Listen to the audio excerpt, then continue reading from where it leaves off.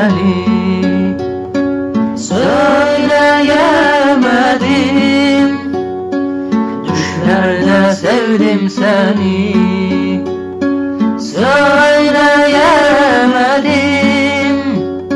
Sessiz öptüm nefesini, söyleyemedim. Sessiz öptüm nefesini, söyleyemedim. Sana ben şiirler, sözler büyüttüm. Sana ben baharlar, yazlar büyüttüm. Sana ben hummalı gizler büyüttüm. Söyleyemedim.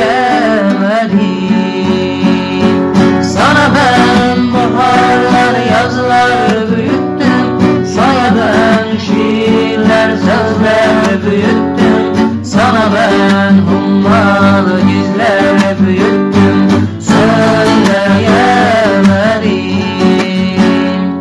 Şarkılar yazdım sana, okuyamadım. Şarkılar yazdım sana, okuyamadım.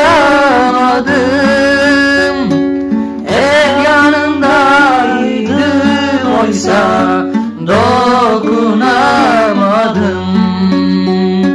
Hep yanındaydım oysa dokunamadım. Sana ben hayaller, düşler büyüttüm. Sana ben gözümde yaşlar büyüttüm. Sana ben ummalı aşklar büyüttüm. Söyleyemedim. Sana ben hayaller,